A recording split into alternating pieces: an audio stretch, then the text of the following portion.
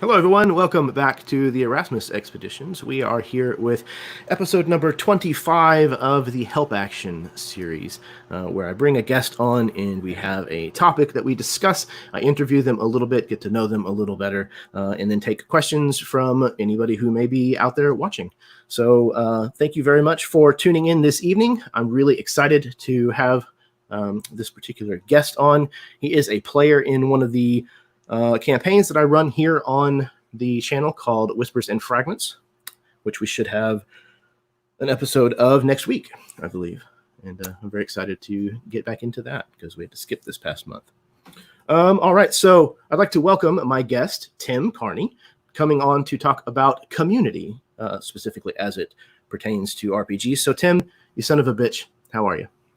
What's the matter? D&D Beyond keep you from pushing around too many pencils? Pushing too many pencils?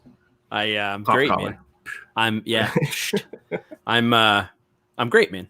I am excited to be here and talk about community. I'm a big fan of the show, so it's cool to have a voice in the lineup. Absolutely, man. It's been a long time coming. One of the things that I like to try to do is find a topic that fits the guest really well. All of my guests could go on ad hominem for any of the topics that we cover on the show, but having a good matchup is always something that I prefer. So I'm very excited tonight because we're going to be talking about community, and it's something that I know for a fact that I could just tell.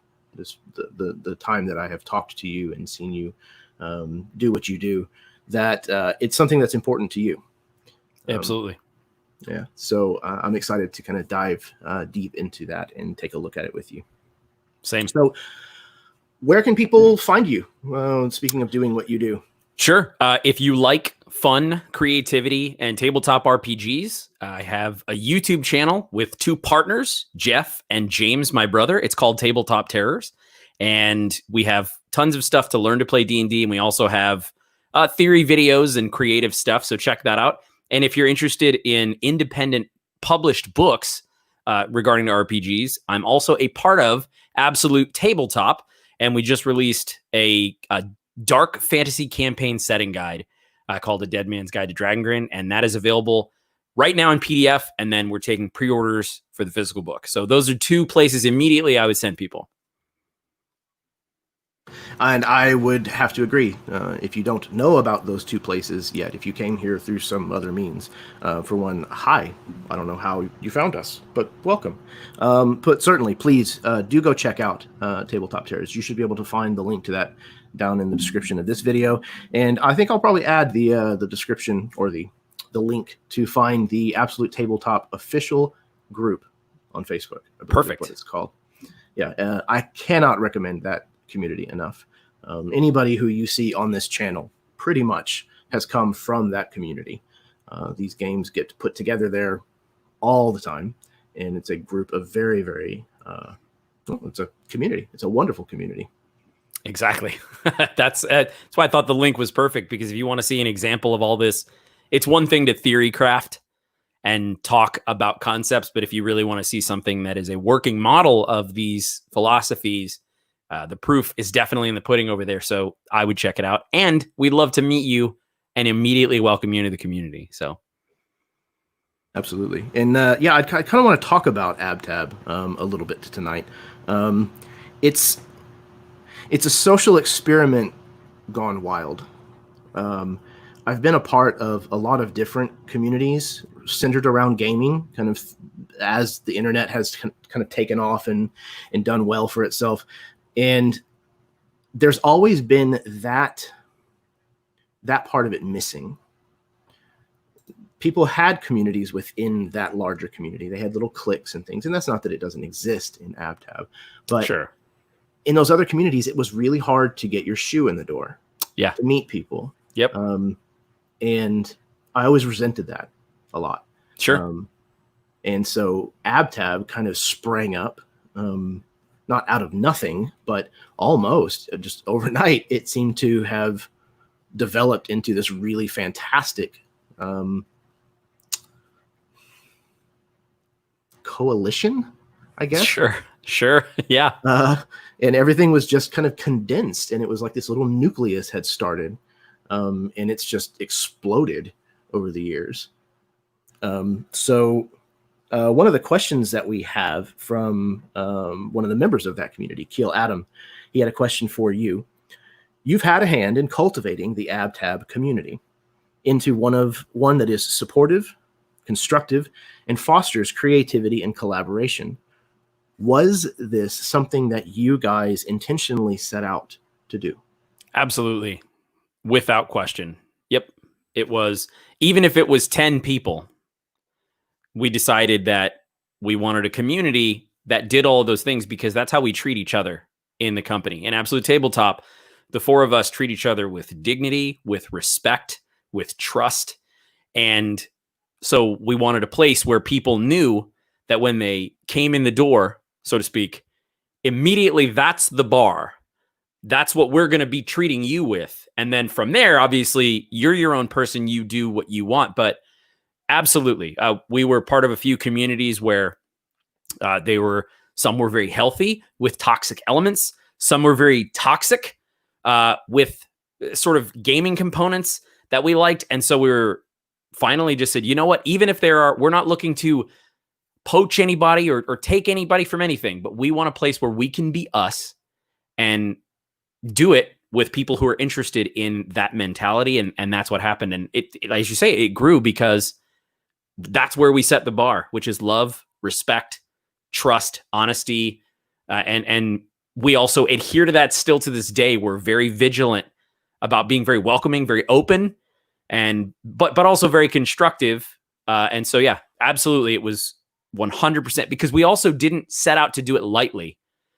We kind of went back and forth a little bit. Hey, there are plenty of communities out there. Do we want to do this? What's the benefit of doing this? And we landed on, yeah, so that we can treat each other the way we want to be treated. And if there's 10 other people, perfect. Let's have an awesome time online. That's awesome. It makes me feel really good to know that was a conscious decision on y'all's part. It's cool enough to think about it just kind of springing out of the ground on its own, becoming, its own thing. But I like the idea that you guys consciously set a tone for a group. Because I use the term foster a lot because that's exactly what it feels like that you guys have done.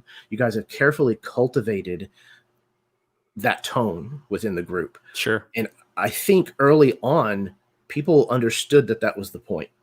At least it felt like it. So kind of being there to see that happen in the very, very beginning is really something special. Cool, man. Yeah. Awesome. Well, one of the first things that I like to discuss is, and I think you've talked about it a little bit because you came on with Barker whenever he did. Yes. He did it right here in this office with way worse mic, no lights, and I appreciate you putting up with that. Oh no, it was fantastic, man. 2-for-1 special. There you go.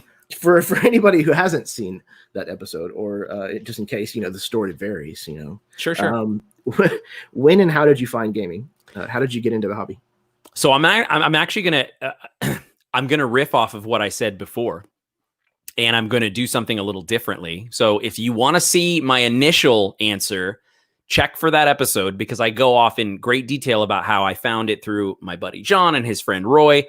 But I kind of want to talk about, if you're okay with it, something that I consider sort of my awakening to RPGs, which is I went from playing them to actively understanding what I wanted to do with them. And I could say that I could directly point that to session 1 of the Fistful of Dice run, Matt Click campaign, The Provokers. And I never get tired of telling this story. I was, terrible internet, upstairs in my office, no real great lighting. And we're all going around. It's a classic tavern. We're all introducing our characters. And I was second to last, as far as I remember. Basically, I just know that Barker went before me. Barker of Ignite Inspire the Story, same guy. And he went all in, full-blown descriptions and voices like I had never given myself permission to. I was like, whoa, he just went for it. He didn't, there were no stops. And so I in that moment, it was my turn, and I switched on a Scottish accent, which I was not planning on doing. And I also went as hard in the paint as I could.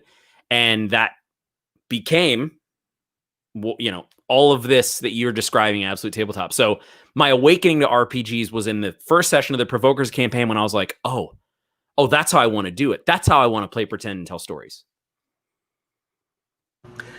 That's funny because there's a lot of parallel in that for me. And if you haven't seen The Provokers, do go check that out. Go to A Fistful of Dice on YouTube and watch that entire series. It's still running. It is. Legend has it. Yep, Legend has it. It's just on a hiatus, but it is definitely it shall return triumphantly, which is awesome. It is a fantastic campaign, and it's exactly what we're talking about, the kind of immersive role play, story-driven, character-driven role play that has absolutely kind of lit a fire in the AbTab group. It's definitely the kind of play that happens most often there. But yeah, I was in college. I went to a community college on a drama scholarship, and the second group that I started playing with was a group of drama students and technical theater people. Our tech theater teacher actually played with us. And we would play on the stage a lot of the time. We're in the green room in the theater department, which was very awesome. A good friend of mine that played in that campaign and I actually made our characters' weapons out of wood in shop class. So that is the coolest. Yeah, and he had a big battle axe that he had. And we, be able to actually describe, this is the way I'm swinging my sword, So we got really into it in a way that I had never done before. And I remember one scene in particular, the DM was depicting a lick that was in a graveyard.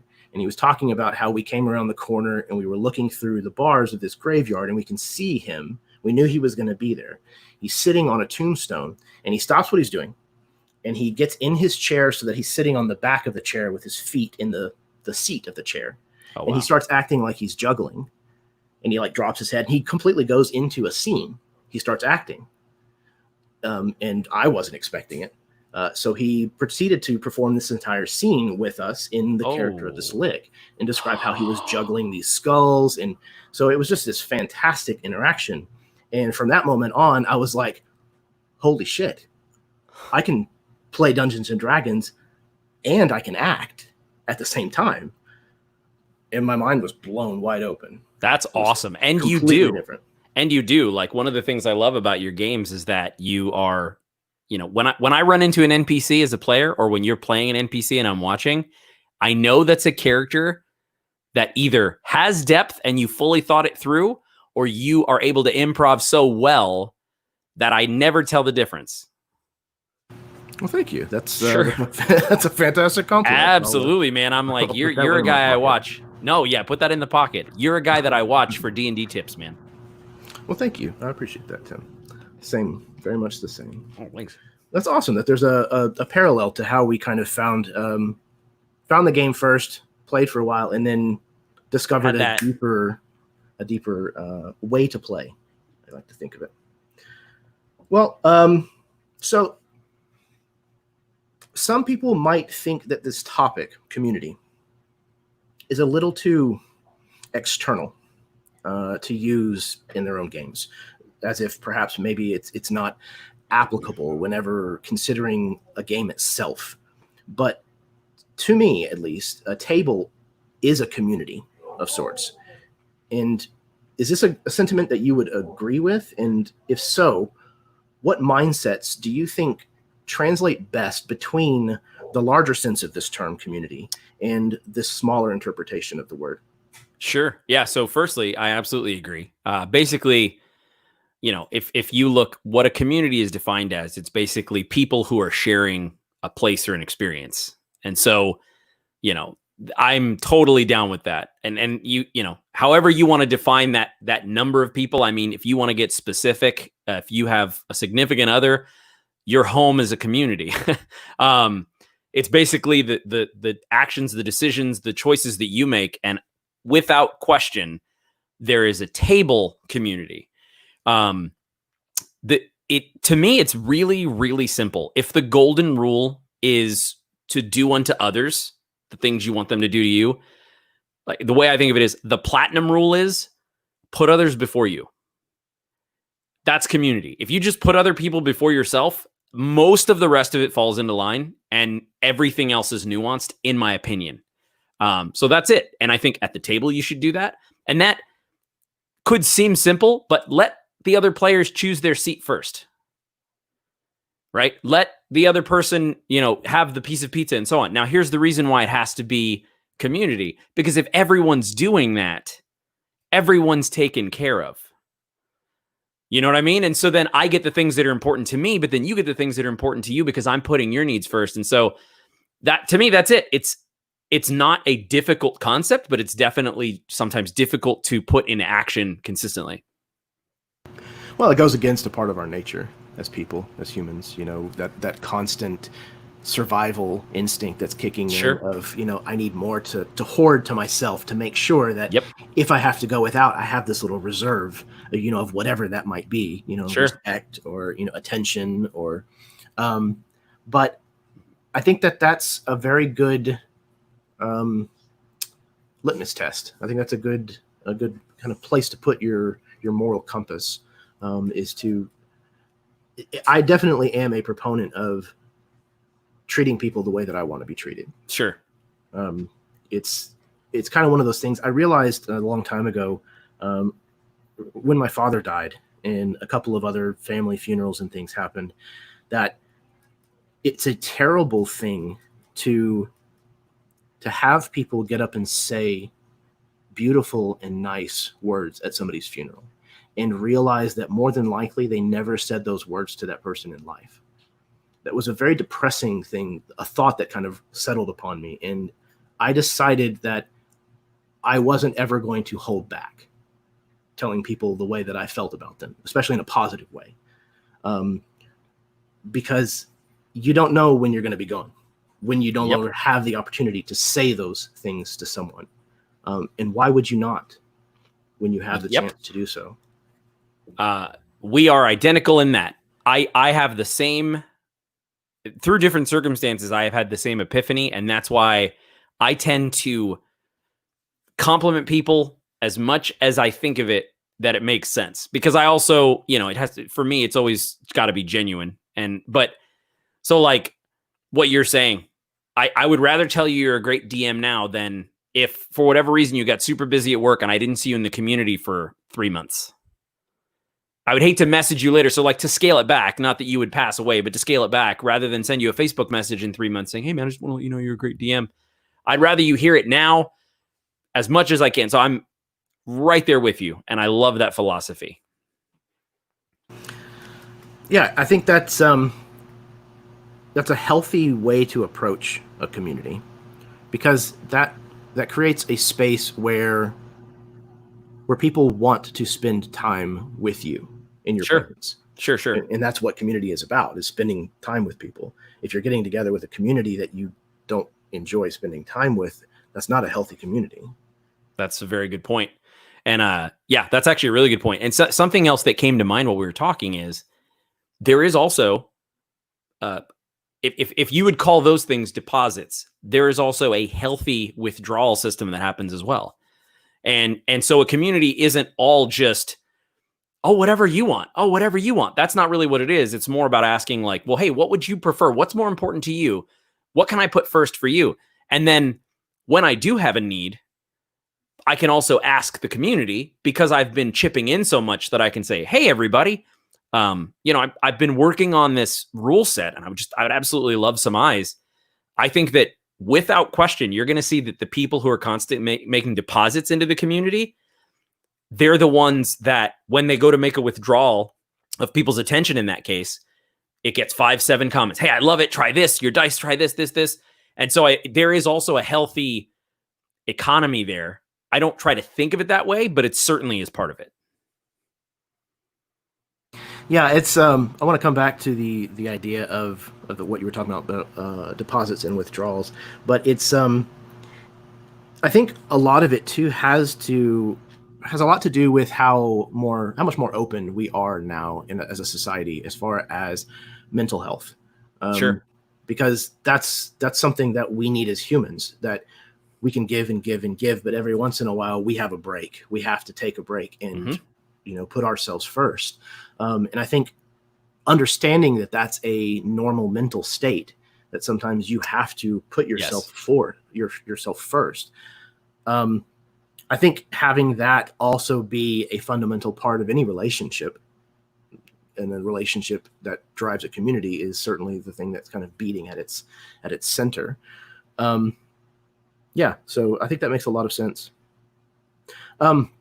But I wanted to touch on, like you said, the deposits and withdrawals, because the other half of Keel's question, and he directed this at me, but I want to get your take on this. Sure, absolutely. He said to me, your videos and posts always have a distinct personality, a certain brand of camaraderie and fun. What are your favorite ways to give to the community, and what are your favorite ways to draw from it? So almost exactly what you were just talking about.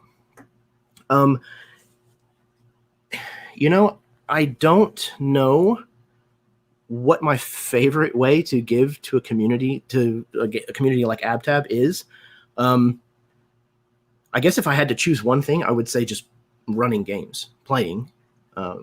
There's a lot of people who talk about RPGs. There's a lot of people who tell you how to play them this way or that way. There's a lot of people who will give you all kinds of tips and tricks about how to roll up different kinds of characters and monsters and things. But ultimately, for me, the pure joy of role-playing is actually getting the chance to play. So that's where I would rather spend the majority of my time. So I guess as part of giving to the community, maybe finding new players, trying to do that often to give people a chance to try to become a part of the community, get their face and their voice out there, and encourage them to maybe run games of their own. As far as my favorite way to draw from it,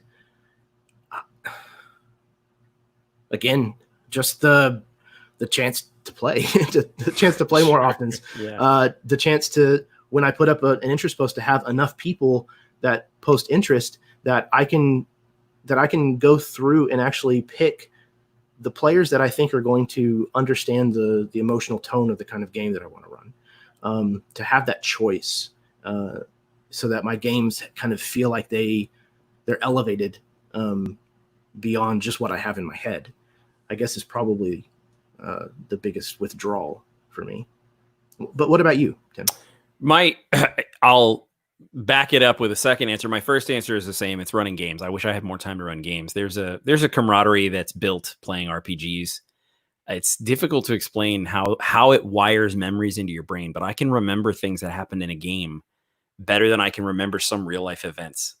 And so that would be my first. But my second one would be, when I have the time, I really love to go through the comments in the Absolute Tabletop Facebook group and put meaningful replies, just so that people feel like their voice is heard and matters. And, there's a very real element that, being one of the founders of the group, I think people have told me, they have said, hey, it's really cool when you comment on my post, because I don't even think you see them. The thing is that worth is put in me by them. I'm equal to everyone in the group, but at the end of the day, any comment that I can have, regardless of who I am, if it's helpful to them at the time, if they're stuck, they need to prep, they're having a problem with their villain, or they're having a problem with the player and they just can't see it. If I can even help in some way, that's my favorite thing to do. And in terms of withdrawals, I like the same. If I put up a question of something that's bouncing around in my head, or a crazy idea, I love hearing what people think about it. That's something that I'll readily admit immediately, is that I love the creative energy of people being excited about your idea. So that for me, like if I post a picture of a monster that we were going to put in Dead Man's Guide to Dragonburn, or if we had an idea or a new system or a culture or something like that, seeing people get jazzed about it fuels us to make it cooler and make more. So that would probably be my biggest withdrawal. Yeah, I would have to agree that's also very, very nice. Getting that feedback and it not be, hey, that's cool. Right. There Right. being, something of substance to it that you can understand and kind of take apart and say, oh, okay, they really liked, that, but this didn't work so much. That didn't hit. And it kind of helps you fine tune what you're doing, which is always nice as a creator and an artist. Yeah, cool. So let's go to okay, another question I had for you. From what I've seen, you have a very large, tight knit family. Yeah. Has this, in your mind, has this contributed to the importance that you place on community? And if so, in what ways? I have to be honest and say that I have never made that correlation. But I think that it would be fair to say that, the person that I am was forged by the mentors and those in my life, my parents, other people, other visionaries that I've learned from and things like that.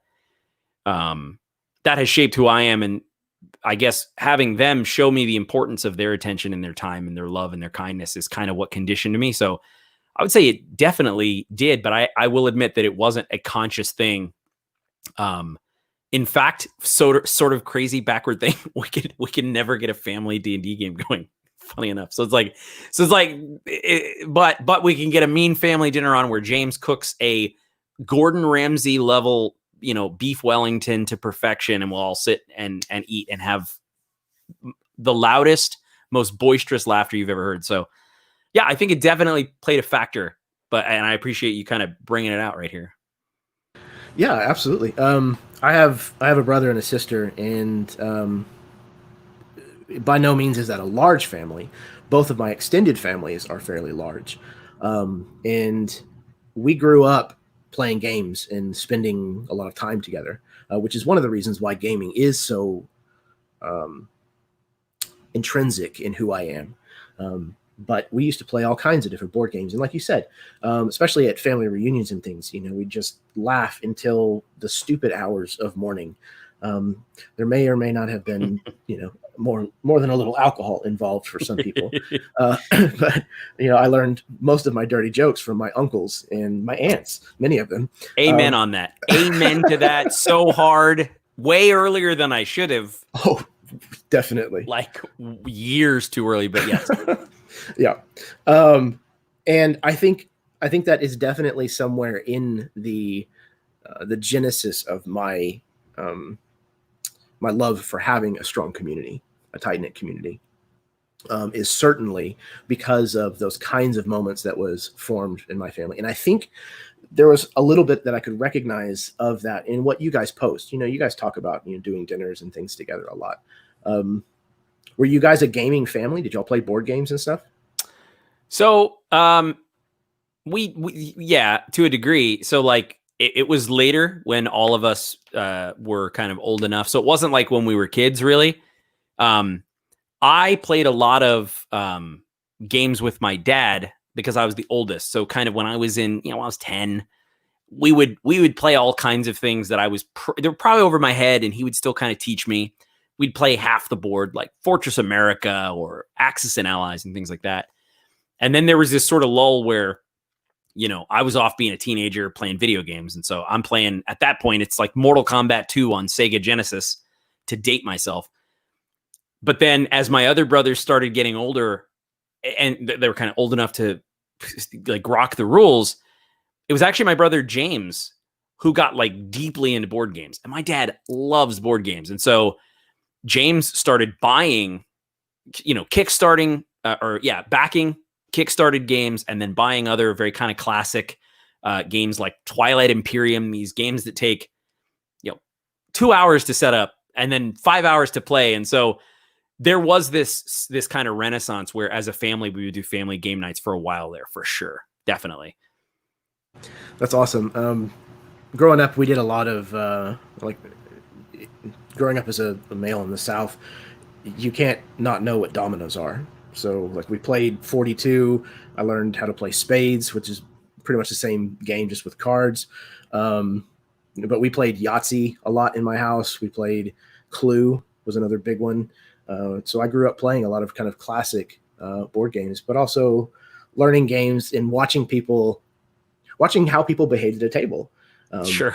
My grandfather and like his siblings would play dominoes with each other all day long at family reunions, and they would cheat out their ass. They would talk across the table to one another in code, like to tell each other what they had, like the dominoes they had in their hands. And it was just like, what the hell's going on? Like, I know what's going on. Like, even as a child, I recognized what they were doing. So, but everybody knew that it was happening. Sure. So it was this kind of strange thing where everybody knew it was going on. So it was a good faith kind of setting. Yep. Nobody got upset about it. And if they gave each other shit, it was because they understood what was going on, but it was all in good fun anyway. So whatever.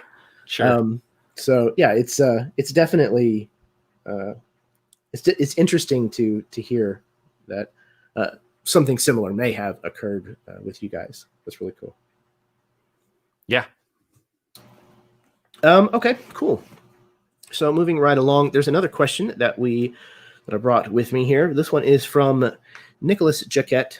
He asks, how is it important to game with most of the community, even if you don't agree with their point of view towards aspects of life? I think that as long as you don't bring those aspects of life into the game, I mean, that's pretty much it. I'll game with anyone. I'll give you a chance, essentially. And this is going to kind of be a bold statement here. So you just trust me and follow me a little bit. I'll game with a bigot because they probably hang out with a lot of bigots. And what would it be like if they hung out with a kind person who was accepting and saw that? Now, I won't allow bigotry at my table. So that's the line that I draw, but that's how I do it. I would say if anyone, even if they're, some people put themselves out there publicly as less than kind. They're not going to be the first person that I would choose. But there have been people in the past, especially who have railed against the Tabletop Terrors channel and left these very long, sort of like hateful comments. And rather than immediately deleting them, I would respond meaningfully and constructively and try to start a dialogue, even to the point to where there was a game master who was so basically, they thought that we were scripting games. And then on top of that, they were saying that just the style was the worst and you're a terrible DM and how could you do that? And this is trash and it's garbage. And so I said, hey, I would love for you to run me a game. I would love to see this style that you're talking about. And I wasn't talking down to them. I was like, you choose the setting, you choose the time, you choose the character creation. I'll read your world primer. Give me the full experience and I want to see what it is. And you know what? I did that and I tried it about 3 times and they backed down and we haven't heard from them since. That wasn't my intention. My intention was if I could really game with this person and then connect with them, that's how you can maybe get through to someone who is constantly like, I don't want to get too deep into it, but there's a reason why they're responding to me this way. So what if my response isn't the call and response they're used to? And I go, hey, no, there's a real human here. And I think you have value. I think you're probably really cool under there. So let's talk. If you really want somebody to listen, I'm here to listen. So that's a very, very, very long-winded answer, but hopefully it makes sense. Yeah, absolutely. And I will have to say that you are far more saintly than I. There's a certain point where I get mine is mainly I'm going to give you respect and I'm going to give you a chance up front. I don't care who you are. Sure. But if you give me reason to not feel like you're a positive influence at my table, sure, I'm not going to be likely to choose you ever again. Sure. And that might be unfair, but not at all. It's not. I don't have time to mess with that kind of stuff. If somebody makes a mistake, that's totally different. If it was intentional, or if it's just a problem with their personality, I wash my hands of thee. Yeah. And that's fair. That's totally fair. And I think that we're on the same page there as well. Yeah. Awesome. Yeah, to answer his question, I think it is important to at least, like I said, try to game with as many people as you can. One of the things that has made me feel the best as a DM, the most accomplished as a DM, I guess I should probably say, is that I have taken so many different tips and tricks from a huge variety of people that I've had the chance to play the game under. Same with being a player. I try to pay attention to the way that people game, and I try new things. And if it doesn't work for me, I toss it out the window. But if it does, then I'm going to continue to hone that and build on that. And I think that if you stagnate your pond, if you make your community small and you don't ever allow yourself to experience what you haven't ever experienced before, you're shooting yourself in the foot. Mm-hmm. I agree. Opinion. I agree with that 100%. And I'll just say I agree. Rather than repeat everything you just said in my own words, I'm so on the page with that. Yeah.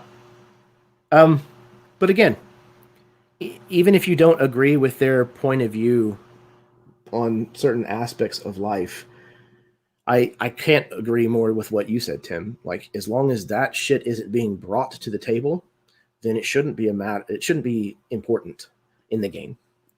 I have a very good friend that I game with a lot, and he is the only person I have ever seen that can get red in the face, mad about something that's happening at the table in character. And then when we're done playing, he takes a moment to himself and he's completely done with it. He's over with it. That's amazing. And it is amazing to watch. And it's something that I try to aspire to. Wow. So my mantra, if you will, is don't bring it to the table and don't take it away from the table with you. Like, what happens in Vegas stays in Vegas. It's the rule for the table. If it's happening at the table, just keep it there. That's amazing. But yeah. And if somebody does something at your table that you don't agree with and it becomes a problem, then unfortunately you are stuck with the worst situation for me. And that is a very difficult conversation. Mm-hmm. But let's see, what else? So we've kind of touched on it a little bit, but collaboration is, to me, kind of the salt of creating art. It's the flavor enhancement to all the other ingredients. And I recently heard someone put it into the term of a Venn diagram, and I really, really liked this. It's, you have your ideas in one circle, and then there are all the ideas of your various collaborators in these other circles. But where the best stuff really comes from is where these circles overlap one another, where the ideas are kind of melded into something that's more than the sum of their parts. In your opinion, how important is community in fostering collaboration? It's integral, because where are you going to find your collaborators otherwise? It's the only way to find someone to collaborate with is through some sort of community, unless you're paying and you put out an ad. But even then, essentially, I mean, it's sort of a secondary community, which is a job pool, which is, again, people presenting themselves on paper. So the idea is that the thing I really, really want to point out is that you absolutely have to create some sort of a placard, or even if it's a meme or like one of those quotes, but collaboration is the salt of creativity is like one of the best quotes I've heard in years. And I think you really should definitely put your dash, J Lils after that for sure. That is really good. And you are going to hear me say it, and I'm going to attribute you. That's going away in the bank. It's first thing. And then, but in terms of the Venn diagram, I just want to share with you, that is literally 100% actually how we describe it in Absolute Tabletop. That's how when we collaborate and put ideas together, we also talk about, and so I'll use the same example and then take it a step away from ideas. And it's the kind of people that you are.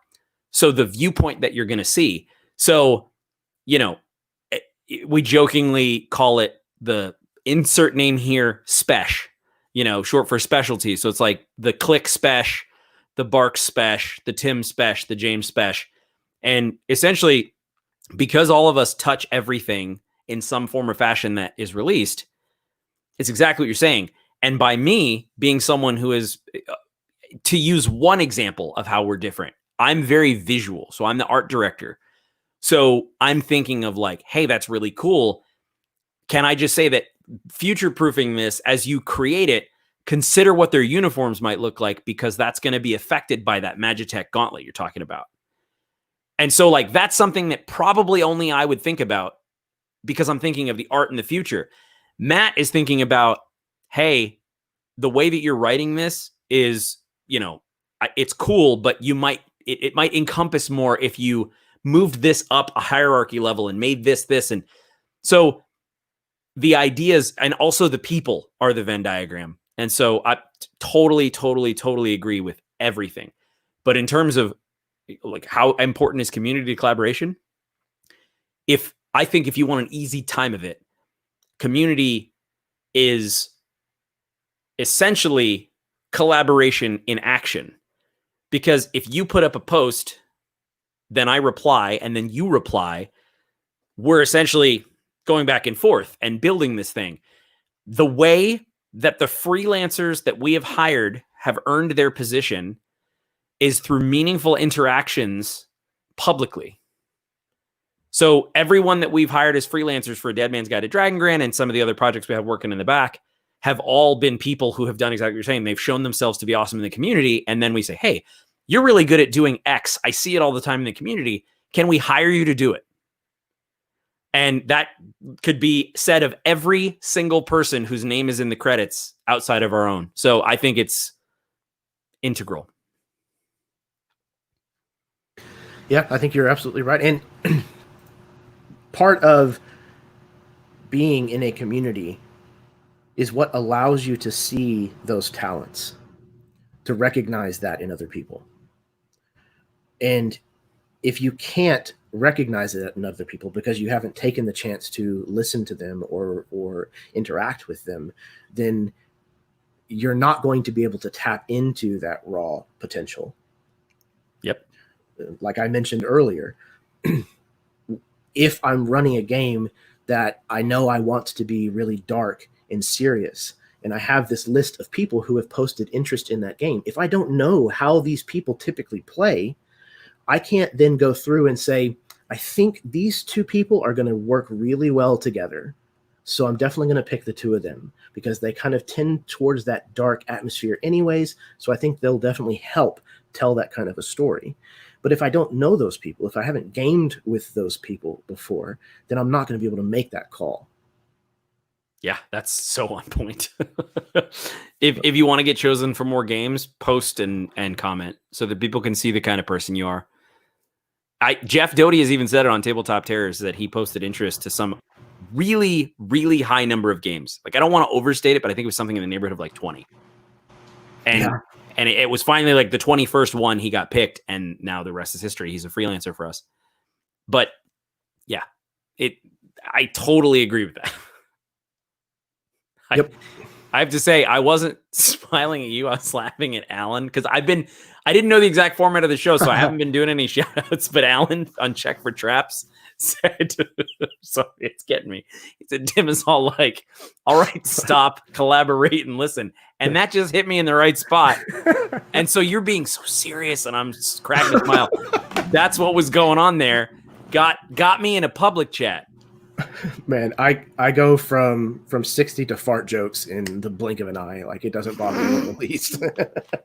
Like, one of my friends told me one time, he said, it took me a really long time to figure you out. He said, because you can have some kind of really deep philosophical discussion, and then you'll be talking about dicks, like the next sentence out of your mouth. He said, and you never have a problem going back and forth between the two. I said, thanks. I think maybe.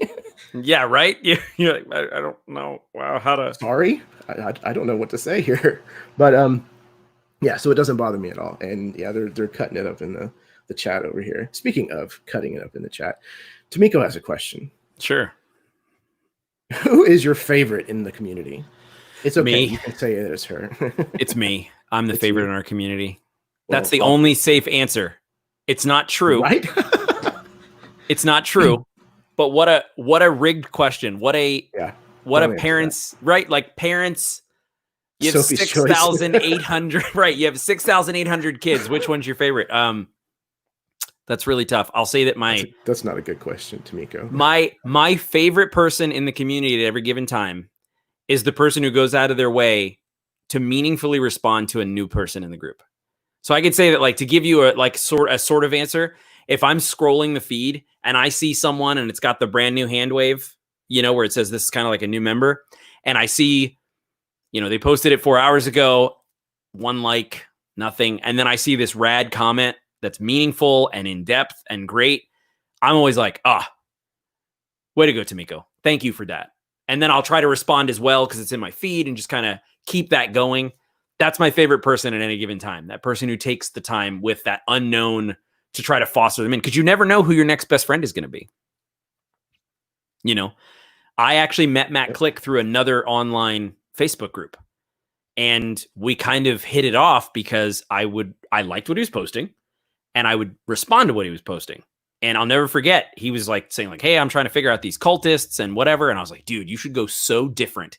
And instead of robed wizard mage, kind of go like barbarian. And they have this green face paint and like body paint, this thick viscous paint, and it's venomous to everyone but them. So they do these like bear hugs and I remember posting this and he was so into it. We went back and forth like 3 times. And then finally he like private messaged me. He's like, hey man, this is really cool. Thanks so much. And then from then on, we kind of would like private message each other like, hey, I had this idea, blah, blah, blah. And then before you know it, he's like, hey, I'm running this one shot. Do you want to be in it? And that's the provoker. So that's it. Again, collaboration. I love whenever that kind of collaborative lightning gets kind of stuck in the bottle, and you find someone who gets you, who gels with you. Maybe not even necessarily on a personal level, but at least on a creative level. Sure. And if you can find someone who does both, then marry them. No. Yeah, seriously. Well, real quick for the record, my favorite community member is Tamiko. That's the safe answer. That's good. That's the safe answer. Everybody loves Tamiko. All asses covered. Clutch your pearls, Mabel. You heard it here. I love Tamiko. She cracks me up. She watches Dawnbringers on Thursday nights, and her and I get up to no good in the chat. I love Cheers, it. Tamiko. Awesome, dude. Okay. Let's see what else we got. Okay. So we've kind of, again, touched on this briefly, but sadly, it is impossible for any community to exist without discourse. Now, arguably, a certain amount of debate is definitely essential for a community's growth. But at what point does discourse become detrimental? And how do you move forward from that point? Sure. Yeah. My immediate rule is that when it is, when discourse is meant to wound. So discourse is what it is. It's open. I'm opening myself to you and you're opening yourself to me. And the minute that it becomes some sort of attack, like there are some really well-meaning people who they come out swinging.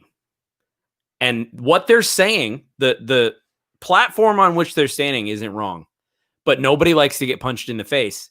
And when you start a fist fight, it doesn't turn back into a conversation. Right? So for me, discourse becomes dangerous when you're no longer considering and empathizing with the person who you're talking with. And I think that if you, again, let's take it like all the way back. If I put your thoughts and ideas before mine, and I'm not saying I replace mine, but just for 1 minute, I stop and I think, let me really hear what you have to say. Let me really hear and I'm going to be wide open to this. And then you do the same for me. There's a chance that both of us might learn something. And so that's kind of my answer there. Yeah, and I think that's a very good answer, because again, a discourse in itself is not a problem. Healthy civil discourse is good. That's how new ideas are born. That's how people have their mind expanded. That's how you arrive at compromises. So it is a very healthy and natural thing, and I don't think it should be avoided. But I think I've noticed, at least recently, and again, this is just me probably noticing it recently in our society as a general, there is a tendency to dehumanize someone on the other side of discourse from you. Sure. To strip away your empathy for them, your compassion for them, to not think of them as a person or a human, the same as you. And it makes arguing against them easier, I guess. Sure. And I definitely think that is well beyond the point of having a problem in a community. So yeah, I agree. If it's becoming personal, and you're finding yourself name calling, and demeaning someone so that to make them appear less than you because you disagree with them, you're the asshole. Yep. And look, might be an unpopular answer, but I've seen some people that I respect a lot in my personal life, in the community, just lose it in that moment and become emotional and do or say something that costs them their honor.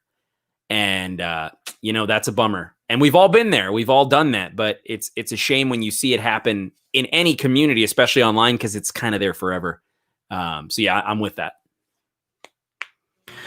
Absolutely. And kind of an addendum to that question is when it has become detrimental, when it's become apparent that it wasn't just an emotional outburst and somebody did something regrettable and then is sorry for it, genuinely. How do you remove a problem player from your table or your community? With discourse. I think one of the best ways that you can show someone respect is with questions. And giving them opportunity. I think not in all cases, but in some, people don't realize what they're doing, or they don't see it the same way you do. And so I think it's kind of defining what the problem is. When you say a problem player, it's like, are they late all the time? And there are a lot of different things that could be the problem, but how do you do it is, and something that I've heard, obviously one of my best friends and AbTab writing partner, Barker, say a lot is you praise in public, you admonish in private.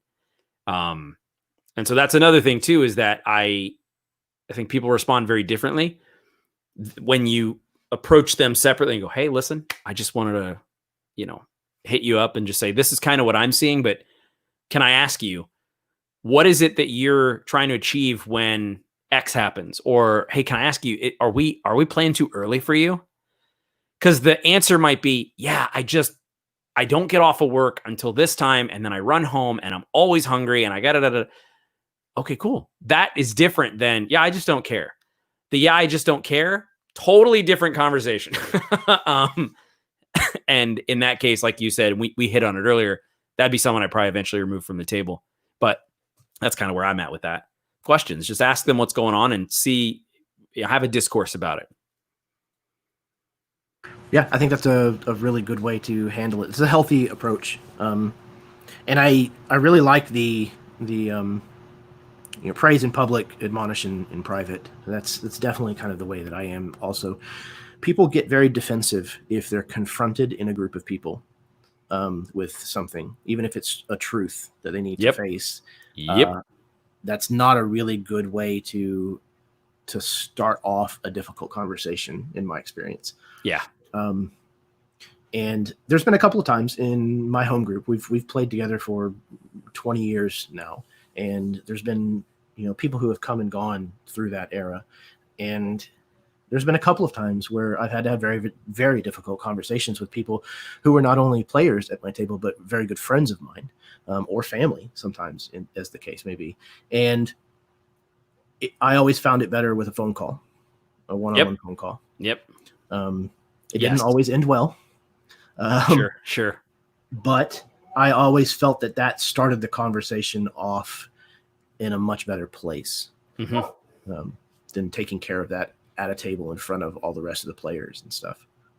Yeah. And another quick hack is that unless it's necessary to deal with immediately, which is sometimes the case, I find that letting a day or two pass is almost always the best idea, because it's less fresh in both of your minds. You're in a different headspace, especially with tabletop gaming. There are a lot of emotions, and that's very real to people. And so what they perceived as happening and what you perceived as happening is very different. And that fogs up a little bit in a good way over the course of a day or two. So that's also another thing, hit someone up 2 days later. If you play Saturday, there's no problem with calling them on a Tuesday on the way home from work or something. That's just how it's worked best for me. Yeah, absolutely. The idiom "cooler heads prevail" is absolutely true in this situation. Yeah. Let the emotions drain out first. Get back to center as close as you can, and give yourself time to think about it. Yep. Process your thoughts. Come up with. It sounds terrible, but come up with a strategy about what you're going to say and how. Yeah. And what points you want to get across to this person, that you need to get across to this person. And what you're going to do if they get up in your face and angry about it. How are you going to handle that? Having a little bit of a battle plan, I think, is a good idea. So give yourself time to do that. Yeah. And Tomiko brought up a great point. Confronting people in public also makes the other people around you uncomfortable. I'm one of those people. It's very true. I hear other people arguing. I'm like, I need the door. Like, I don't want to be here. Yes. Awesome. So there's another question from that I brought with me. This one is from Matthew Macaron. He asks, for you, what is the biggest upside and what is the biggest downside to engaging with the community as a whole? We kind of touched on this a little bit with Nicholas's question, but I think maybe pointing at the biggest benefit and the biggest detriment is enough of a difference to kind of touch on this a second time. Sure. It's probably going to sound very strange, like I'm an old man explaining how moving pictures work, but I really love, I think one of the biggest upsides to the community is that you can have asynchronously thousands of people around the entire planet having the same conversation when they can. And that's incredibly new in the timeline of the world. And so when it's in a positive place like the Absolute Tabletop Facebook group, what that means, and one of the biggest upsides is that when you wake up and you open up the group, what you have are these fully realized, beautiful threads full of really good comments, awesome ideas, and neat stuff. And so that's I think the biggest upside is that we can have so many people contributing at once, constantly. And then, so that is literally also the downside. The downside is that I wish if I could, I would just spend all day on Facebook and hang out with people and talk to people and do live streams and chats. And I love connecting with people, and it's difficult. To go back to the example that I used before, that person who realizes that I or others comment on their post, and there's only 3 comments, and they're like, wow, that meant a lot to me. The person whose post is 3 down, who also saw that and didn't get the same in return, it can be crushing. And so, but you can't get to everybody. You can't just be on Facebook 24 hours a day. So that's the biggest downside, is that you can't be a part of all of it. And that's a bummer. Yeah, I feel that. And I'm not obviously one of the original 4, founders. So my name's not on the box. So people don't try to make that connection frequently with me the way that they would, I imagine, with the 4 of you. So that's even more difficult, I would imagine, because again, your face is on the outside of the tin. But yeah, it's it's amazing to see the community's like what 6,000, 6,500, something like that. Something, yeah. The last time I checked, 6,700, 68, 65. It's pretty high. Yeah, that's insane. Yeah, it's pretty insane. You guys have only been doing this for 5 years. Yeah. So, yep. So the community isn't even that old, but yeah, AbTab is about 5 years old, and I think I should know who started this company, Jeremy. I think it was about year 2. I think year 2 is when we made the group. I think so. I'm sure I know there's a Facebook transparency thing where you can see like this was created on this day and this time. So, but yeah, about 3 years, I think. Yeah, but that's incredible. That's incredible growth. It is really cool. It's amazing. And what's even cooler is to find people who stumble into the group and don't realize that there's a company behind it. Yeah, because they heard about it through some other group, and they come there like, what is this about? Who are these people? And then you can go, hey, well, if you like what's going on here, then this is the reason we all started coming here. And it's just a really cool thing to see that it's grown so large that it's become its own monster. Yes. Yeah. And I agree. I think that's also definitely I don't know if I would say it's the biggest downside. Yeah, I might have to agree with you. There's just too many people to engage with. It's that big of a group. Tamiko just put 6472 as of right now. There you go. Which is incredible. But biggest upside, yeah, again, it's just a creative condensing of ideas. There's so many fantastic human beings that are a part of that group who are willing to not only support you and tell you, hey, you've got a good idea, you should keep working on this, and here's maybe some things you could do to it, but they get excited, like you said, they get excited about what you're doing, and they'll throw ideas at you. Oh, hey, maybe they could also do this. So it becomes collaboration. Yep. Happening right in front of you. Yeah. And I just clicked over just to see, by the way, I was so far off, and I'm older than I thought. The group was started on September 15th, 2015. So it is nearly 5 years old. It will be 5 years old in like a few months. Incredible. That kind of blows my mind. That's actually not that far before I started the channel. I started the channel in November of 2015. Oh, that's cool. Brigade Con was the first video that I did that year. That's amazing. That's awesome. Love it. Okay, awesome. So let's I have one more question, and this one is going to probably get a little more serious. Okay. Most of what we have been talking about today is community in the sense of role-playing games. However, given what is going on within both the gaming community and how that is also kind of a microcosm for the current climb here in the United States, at least. Sure. I feel like we have a responsibility, even as two white males, to at least touch on how these two relate to one another. Sure. So for me, tolerance and acceptance are some of the fundamental roots on building a healthy community. In your opinion, what can the country, or maybe even the world, learn from the kinds of steps that are being taken within the gaming community as of late? Sure. Yeah. And that's a big question, but we talked about how a gaming table is a microcosm of the community that we're talking about, the Absolute Tabletop Facebook group.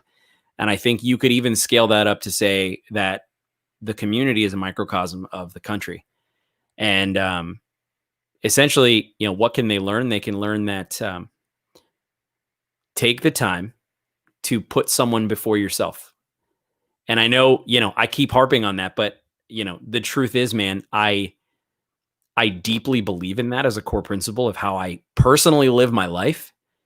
And when you can get to the place because I'm trying to think how to say this. There was a good time of my life where I was an arrogant, mean jerk. And when I tell people that, some say like, no. And I'm like, yes, you would be embarrassed to know me. And so there comes a time when you put people first so much, you put people first so often that you don't do it for any kind of gain. And you start realizing that it genuinely makes you happier and better. It makes them happier and better. And so, as simple as it sounds, that would be it, is put the thoughts, the ideas, the concerns, the feelings of someone else beside your own first.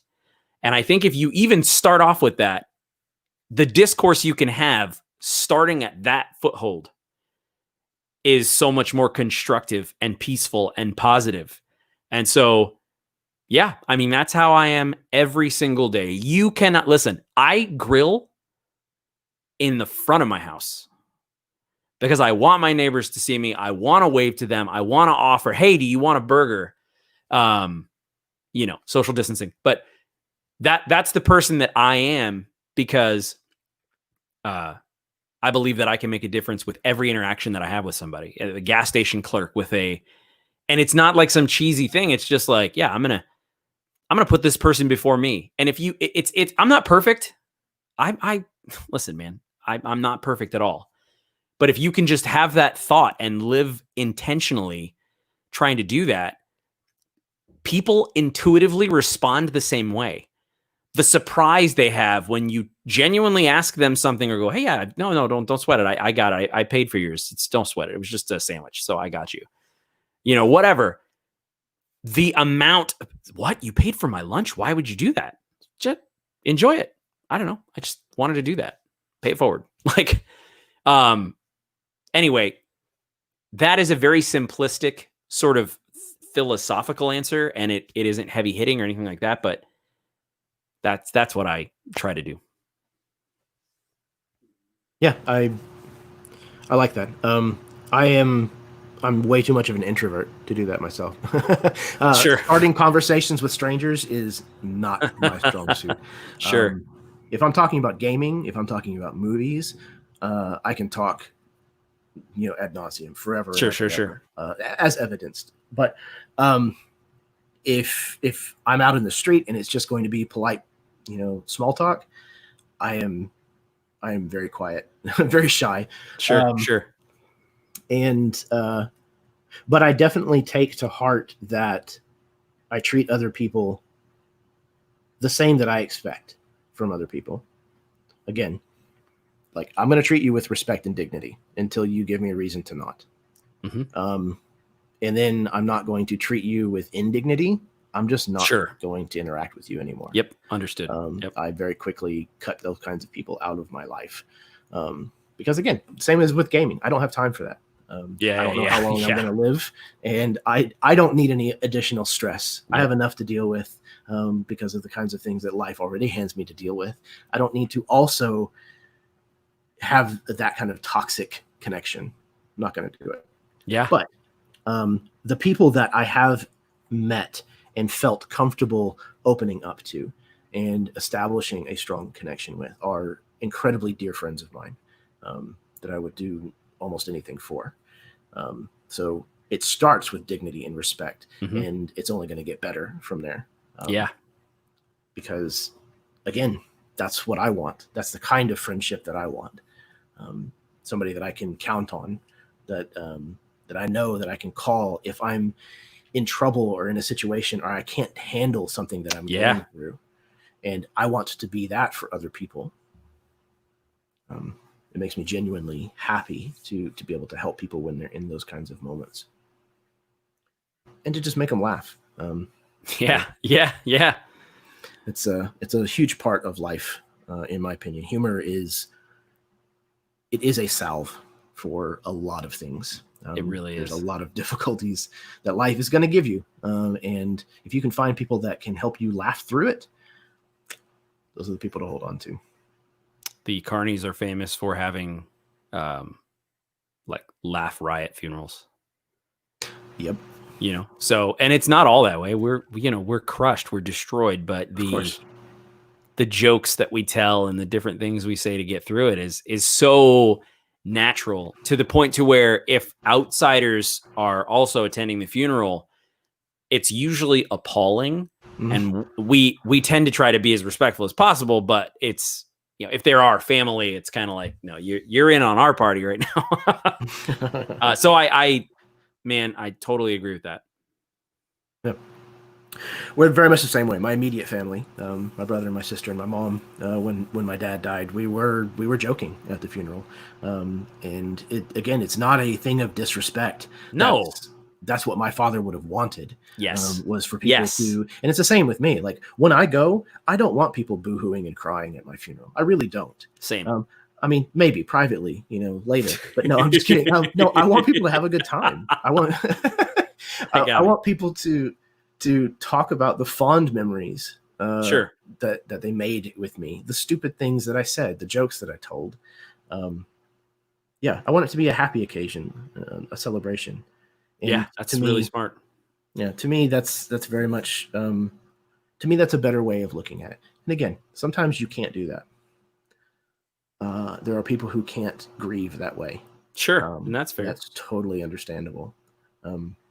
But yeah, that's definitely a go-to for me. Cool. Well, Tim, thank you very, very much for coming on this evening and discussing all about community with me for this episode of Help Action. If there's anything that you want to plug, touch on, say as parting thoughts, etc., please let the people hear your voice. Sure. So first, thank you, man. And that's not just like a customary, like, oh, well, he thanked me, so I'm going to thank him. It's like, these were really thoughtful questions. And I think that it was really an honor being the one to answer them, because they're pretty big questions and I'm just one voice. And so I appreciate that opportunity for it to be recorded like this and kind of immortalized. It's really cool. So, and then, I think it feels best for me to say, like, it feels right to say, why don't you come check out the group we're talking about? It's the Absolute Tabletop Facebook group. I think it says like official Absolute Tabletop Facebook group, and, or some variation of that. And join and tag me. Maybe I'll put you on the spot and say, tag Jeremy. We might not get to it. We'll try. That's the problem we talked about earlier. But if I see it, if others see it, if you are listening to this and you see it, jump in and be my favorite person. But that would be what I would plug is, come be a part. I think that's a perfect capstone because it very much encapsulates what we've discussed tonight. It is an example, like you said earlier, it is an example of a healthy community. Again, it's not a perfect community. There's certainly things that go on there that could be better. But that's a normal part of a community, even a healthy community. Yep. And I think AbTab has done a better job of maintaining its dignity and the kind of culture that it has fostered carefully, much longer than any other group that I've ever been a part of. And I'm very proud to be a part of it. So definitely go check it out. Yeah, same. And I'm proud to be a part of it. And that's the key that I want to put forth here, is that it's just as much everyone else's as it is ours. We happen to be the moderators. We happen to have started it, but without the people, there is no community. It's just 4 guys. And so you're immediately welcome, and we're on the same ground. And yeah. Excellent. Thank you very, very much once again, Tim. It was a fantastic conversation. I love talking shop. I love taking just a kind of singular idea and kind of breaking it down and giving it time to really kind of discuss the different facets of kind of what makes it an integral part of what we do, these role-playing games. And finding someone, like I said, that's a good match to discuss it with is always my goal. And I think I absolutely nailed that. Absolutely. So thank you for being the person to come to talk about community and belonging. Thank you for being that kind of person. Thank you. And if anybody has tuned in this evening, thank you very, very much. I love you all. whether you're watching with us live tonight or whether you may be tuning in the future. It really does mean a lot to me. There's 24 other episodes of Help Action that you could go and watch if you liked what you saw tonight. There's certainly more to come as long as I can keep coming up with topics and guests. Next month, I just aligned the stars and got my next guest. It is going to be Matt Smith from Czar of Happiness Props. He is the individual who makes terrain for the Acquisitions Incorporated shows that perform on the stages at PAX. That's so awesome. I'm very excited to get the chance to talk to him. I don't know exactly what topic it'll be, but it'll probably have something to do with building terrain, probably. If you like live plays, there's plenty of them on the channel as well. Hit the like button, subscribe, all that kind of stuff, the typical things I've got to say. But until next time, may your dice roll high and your snacks always be within reach.